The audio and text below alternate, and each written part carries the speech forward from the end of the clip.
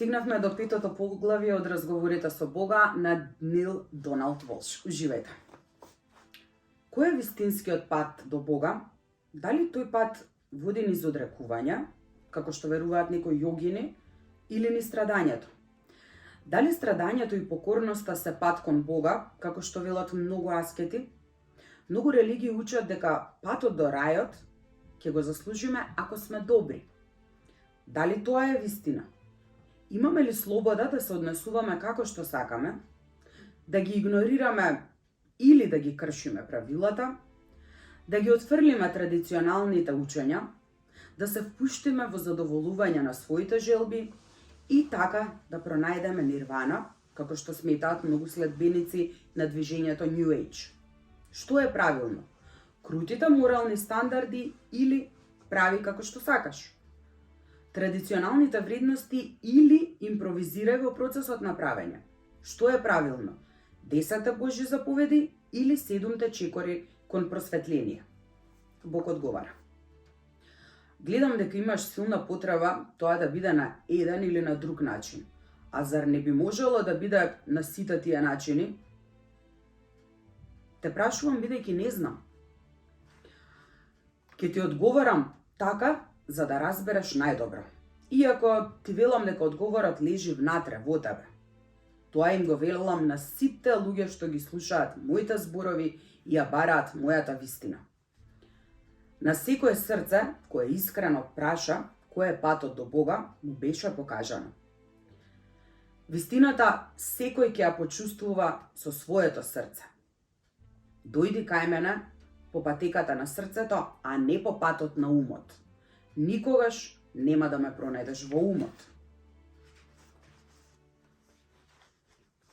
Мораш да бидеш надвор од својот ум за да го спознаеш искрено Бога. Сепак, твоето прашање бара одговор и јас нема да замижам пред твоето барање. Ке почнам со изјава што ќе те вџаси и можеби ќе ги навреди чувствата на многу луѓе. 10 Божји заповеди не постојат. Господе, зар е можно? Не постојат. Кому би заповедал? Себе си? И зошто се потребни такви заповеди? Се што сакам веќе постои, нели? Зошто е тогаш неопходно да се заповеда некому? И да сум прогласил заповеди, зар не би биле автоматски почитувани? Како може да сакам нешто толку многу и да го заповедам тоа, а потоа да седам отстрана и да наблюдувам како не се отстварува? Каков крал би го направил тоа? Каков господар? Ти го кажувам сепак следново. Ниту сум крал, ниту владател. Едноставно и чудесно, јас сум творец. Творецот не владее, туку само создава и продолжува да создава. Ве создадо вас, бидете благословени, според својата слика и прилика. Дадов и одредени ветувања. Со едноставни зборови кажав како ќе биде кога ќе станете едно со мене. Ти си, како што беше и Мојсей, искрен трагач. Исто како што ти сега правиш, тој застана пред мене, молејки за одговори. Ох, Богу на моите предци, повика. Боже мој, смилувај се да ми покажеш. Дај ми знак да можам да му кажам на мојот народ. Како можеме да знаеме дека сме избрани? Дојдов кај Мојсей, исто како што дојдов кај тебе. Со Божја спогодба, вечното ветување, цврсто преземена обврска. Како да бидам сигурен? Тажно праша Мојсей. Бидејќи така ти кажав, го имаш Божјиот збор. И зборот на Бога не беше наредба, туку спогодба. Затоа овие се 10 Божји заповеди.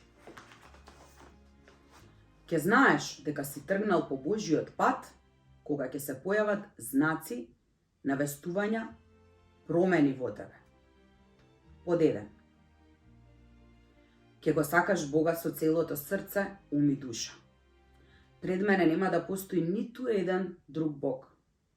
Повеќе нема да ги боготвориш човечката љубов, или успех, парите или моќта, ниту пак некој друг сличен символ. Ке ги отфрлиш, како што детето ја остава играчката. Не затоа што се безвредни, туку затоа што си ги надраснал. Ке знаеш дека си тргнал по Божиот пат, бидејќи, по 2. Нема да го користиш Божиото име залудно, ниту ке ме повикуваш за беззначајни работи. Ке ја разбереш моќта на зборовите и на мислите и нема ни да помислиш да го повикаш Божиото име на непристоен начин. Нема да го користиш моето име залудно, затоа што не можеш. Зошто моето име, великото, јас сум, никогаш не се користи залудно, односно без резултат. Ниту тоа некогаш ќе биде можно. Кога ќе го пронедеш Бога, ќе го знаеш тоа. Ќе ти дадам и други знаци. 3. Ќе ми посветиш еден ден мене и ќе го наречеш свет, односно празник. Тоа е за да не останеш предолго во својата илузија, туку да се подсетуваш кој си и што си. И наскоро потоа, секој ден ќе го нарекуваш празник и секој момент свет. 4. Ќе ги почитуваш татко си и мајка си и ќе знаеш дека си син Божи кога ќе го почитуваш својот Бог, Богот на своите родители во се што зборуваш, правиш или мислиш. И почитувајќи го таткото, мајката Бог, и таткото и мајката твои на земјата, бидејќи тие ти го дале животот, ќе ги почитуваш сите луѓе. 5. Ке знаеш дека си го пронашол Бога кога ќе бидеш сигурен дека нема да убиеш свесно без причина. Иако ќе сватиш дека не можеш да прекинеш нечи живот, целиот живот е вечен, ти веќе нема по свој избор да прекинеш и ниту една одделна инкарнација, ниту да претвориш една форма на животна енергија во друга, без свето оправдување. Новото почитување на животот ќе те поттикне да го славиш секој вид живот, вклучувајќи ги растенијата, дрвјата и животните. Ти праќам и други знаци за да можеш да го препознаеш правиот пат. 6. Нема да ја извелкаш чистотата на љубовта со непочитување или со измама, бидејќи тоа е изневера. Нема да вршиш прељуба кога ќе го пронедеш Бога. 7. Нема да крадеш, да мамиш, да ја прикриваш кражбата, да го загрозиш другиот за да добиеш некоја работа, бидејќи тоа би било кражба. Ти ветувам, кога ќе го пронедеш Бога, нема да крадеш. Ниту пак ќе 8. Кажуваш невистина и така лажно ќе сведочиш. 9. Ќе ја посакаш жената на својот ближан. Зошто да ја посакаш жената на својот близок, кога знаеш дека постојат толку други слободни жени? 10. Сакај му добро на својот близок. Зошто би ги сакал неговите добра, кога знаеш дека сите добра може да бидат твои и дека сите твои добра му припаѓаат на светот?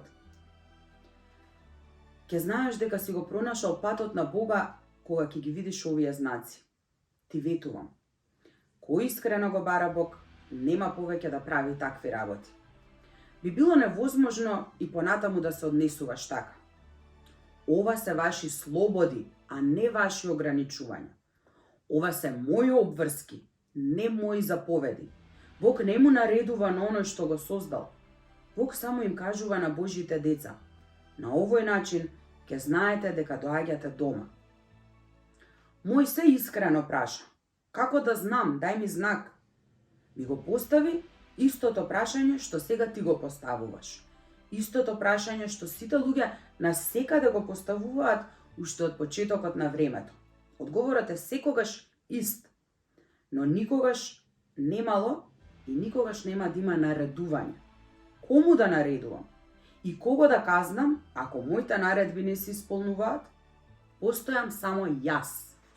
Значи, прашува авторот, не мораме да ги почитуваме 10 Божји заповеди за да одиме во рајот? Не постои одење во рајот. постои само сознанието дека веќе сте таму. Постои прифаќање, разбирање, а не работење на тоа или стремење кон тоа. Не можете да одите таму каде што веќе сте. За да го направите тоа, морате да го напуштите местото каде што сте, а тоа би го осуетило целото патување. Иронијата е во тоа што повеќето луѓе мислат дека мораат да заминат од таму каде што се, за да стигнат онаму каде што сакаат. И го напуштаат рајот за да стигнат во рајот. И поминуваат низ пекол. Вие сте на пат за никаде. Рајот, како што го нарекувате, не е никаде на друго место. Рајот е овде и сега. Сите така зборуваат, ме полудува тоа, но ако рајот е сега и овде, зошто јас не го гледам? Зошто не го чувствувам? И зошто тогаш светот е во таков хаос? Го разбирам твоето разочарување. Обидот да го разбереш сето ова предизвикува исто толкова незадоволство, колку и обидот некому да му го објасниш. Чекај малку, сакаш да кажеш дека Бог може да чувствува и незадоволство? Па што мислиш, кој го измисли незадоволството? И дали мислиш дека можеш да доживееш нешто што јас не можам? Ке ти го кажам следново. Секој искуство што го имам и јас. Зар не гледаш дека себе си се доживувам преку тебе? Што мислиш дека е целта на сето ова? Не би можел да се спознавам себе ако те нема тебе. Те создадов за да можам да знам кој сум јас. Сега не сакам да ти ги урнам сите илузии за мене, затоа ќе ти кажам дека во мојот највозвишен облик, што го нарекувате Бог, не доживувам незадоволство. Тоа е подобро. Ме исплаши за момент. Не чувствувам незадоволство, затоа што така сум избрал, а не затоа што не можам. Патем речено, и ти можеш да направиш избор. Незадоволен или не, се уште се прашувам како е можно рајот да е токму овде, а да не го доживувам. Она што не го знаеш, не можеш ни да го доживееш. Не знаеш дека си во рајот сега, бидејќи не си го доживел. Гледаш, за вас тоа е магепсан круг. Не можете, се уште не сте нашле начин да го доживеете она што не го знаете и да го знаете она што не сте го доживеале. Просветлувањето бара од вас да спознаете нешто што не сте го доживеале и да го искусите. Знаењето ја отвора вратата на искуството, ама вие замислувате дека е обратно. Знаете многу повеќе од што сте искусиле, само не знаете дека го знаете тоа. Затоа и понатаму чекате да го искусите, а го имате целото време. Но да го имаш без да го знаеш тоа, е исто како воопшто да го немаш. Авторот вели, се вртиме во круг. Да, наместо да се вртиме во кругови, може би требало да бидеме самиот круг. Тоа не мора да биде магепсан круг. Може да биде возвишен круг. Дали одрекувањето од световното е дел од вистинскиот духовен живот? Да. Бидејќи на крајот целокупниот дух се откажува од она што не е реално, а ништо во животот не е реално освен вашиот однос со мене. Но одрекувањето во класичната смисла на само негирање е непотребно. Вистинските учители не се одрекуваат од ништо. Го оставаат настрана, исто како што би го направиле тоа со нешто што повеќе не го користат. Некои велат дека морате да ги надминете своите желби. Јас велам едноставно да ги смените. Првата постапка изгледа како строга дисциплина, втората како радосна вежба. Други пак тврдат дека морате да ги надминете сите земски страсти за да го спознаете Бога. Доволно е да ги разберете и да ги прифатите. Она на што му се спротивставувате, истрајува. Она со што ќе се соочите, исчезнува. Оние кои се трудат вистински да ги надминат сите земски страсти, често толку многу се трудат што може да се каже дека станала нивна страст, страста за Бога, страста да го спознаат. Но страста е страст. И ако замените една страст со друга, не ја отстранувате првата. Затоа, не судете го она за кое чувствувате страст. Едноставно, забележете го и утврдете дали ви служи со оглед на тоа кој и што сакате да бидете. Запаметете, вие постојано сте во процес на себе создавање. Секој момент одлучувате кои сте и што сте. Тоа го гледате главно преку изборите што ги правите, преку работите за кои чувствувате страст. Личноста која тргнала по патот што го нарекува духовен, често изгледа како да се одрекла од сите земски страсти, од сите човечки желби. Направила така бидејќи ги разбрала, ја увидела илузијата и се одрекла од страстите. А истовремено, ја сака илузијата заради тоа што и донела можност да биде целосно слободна. Страста е љубов кон преобликување на суштествувањето во дејствување. Ја инспирира творечката моќ, ги менува поимите во искуства. Страста е оган кој поттикнува да искажеме кои сме всушност. Никогаш не негирај ја страста, бидејќи тоа значи да се негираш кој си и кој навистина сакаш да бидеш. Оној кој се одрекува никогаш не ја негира страста, само не ја приврзува кон резултатите. Страста е љубов кон дејствувањето. Дејствувањето е постоењето доживеано. А што често се смета за составен дел на дејствувањето? Очекувањето. Живејте без очекувања, без потреба за одредени резултати. Тоа е слобода. Тоа е богоподобие. Така јас живеам. Не им придаваш значење на резултатите? Апсолутно не. Радоста е во создавањето, а не во резултатите. Одрекувањето не е одлука да се негира дејствувањето. Одрекувањето е одлука да се негира потребата за одреден резултат. Тоа е огромна разлика. Објасни ми што подразбираш под изјавата страста е љубов што го преобликува суштествувањето во дејствување. Суштествувањето е највозвишената состојба на постоењето. Тоа е најчиста суштина, есенција.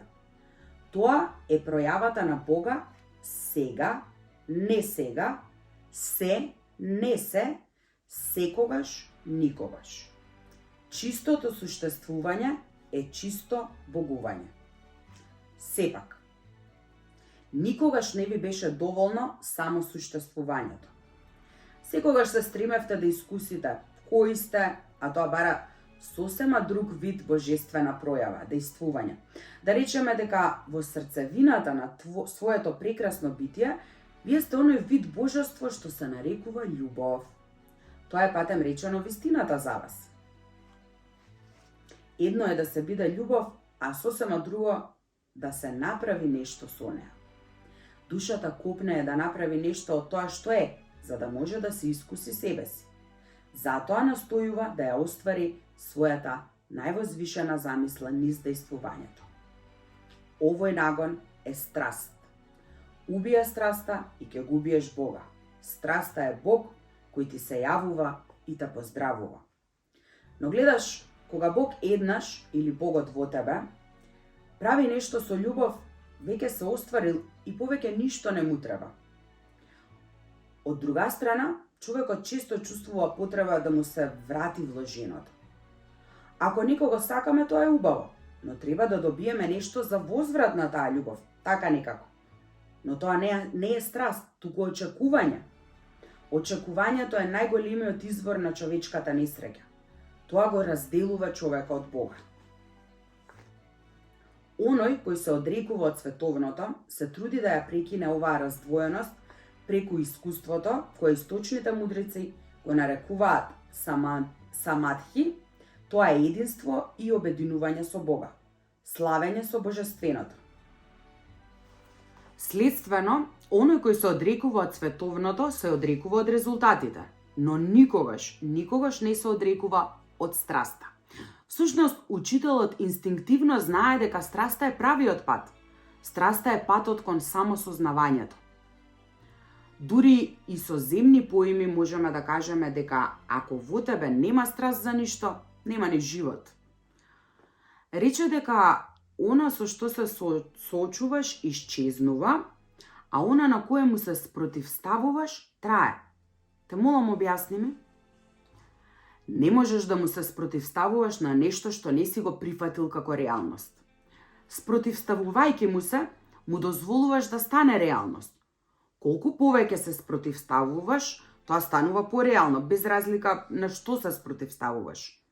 Она со што се соочуваш и што го наблюдуваш, исчезнува, односно престанува да ја задржува својата илузорна форма. Ако погледнеш во нешто, вистински да погледнеш, ќе видиш прво низ него и низ секоја илузија што ја има за тебе и нема да остане ништо освен апсолутната реалност во твојот видокруг. Твојата малечка илузија нема моќ кога е соочена со апсолутната реалност. Не може долго да издржи во истоштувачкиот зафат. Во неја ја гледаш вистината и таа те ослободува. Но што ако не сакаш да исчезне она во што гледаш? Би требало секогаш да постои желбата за негово исчезнување.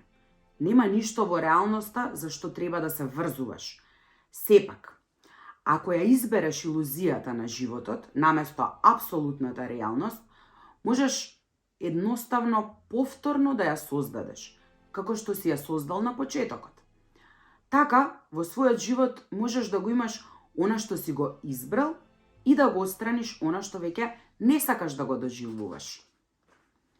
Но никогаш не спротивставувај се на ништо. Размисли уште еднаш, ако ти се чини дека ќе го отстраниш наспроти својот отпор.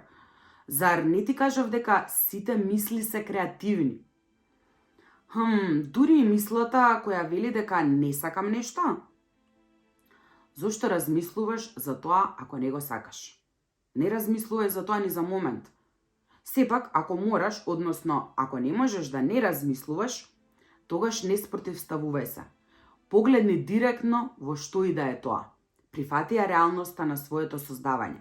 И потоа избери дали сакаш да ја задржиш или не. А што би управувало со тој избор? Што и кој мислиш дека си? И кој и што ќе избереш да бидеш? Тоа управува со секој избор што си го направил во животот и што некогаш ќе го направиш. Значи, одрекувањето од световното не е вистинскиот пат? Тоа не е вистина. Зборот одрекување има толку погрешно значење. Навистина не можете да се одречете од ништо, бидејќи она на што му се спротивставувате, истрајува. Вистинското одрекување не е одрекување, туку едноставно различен избор, движење кон нешто, а не бегање од нешто. Не можете да избегате од ништо, бидејќи тоа ќе ве прогонува насекаде. Затоа, не противете се на искушението, туку едноставно свртете се од него. Тргнете кон мене, а свртете се од се што не е слично на мене. Само знаете го ова. Не постои погрешен пат. На ова патување не можете да не стигнете таму каде што сте тргнале. Во прашање е само брзината и времето, но дури и тоа е илузија, бидејќи не постои кога, пред или после. Постои само сега, бесконечен момент на вечноста во кој се доживувате себе си. Каде е тогаш смислата? Ако не постои начин да не се стигне таму, која е целта на животот? Зошто воопшто би се грижеле за тоа што правиме? Секако, не треба да се грижите. Би било пожелно да бидете предпазливи. Обрнете внимание на тоа кои сте и што правите и поседувате и видете дали тоа ви служи. Целта на животот не е да се стигне некаде, туку да се осознае дека веќе сте таму и дека од секогаш сте биле. Секогаш и за секогаш се наоѓате во момент на чисто создавање. Целта на животот е создавањето, кој и што сте, а потоа тоа да го проживеете. Се слушаме во 6-то поглавје.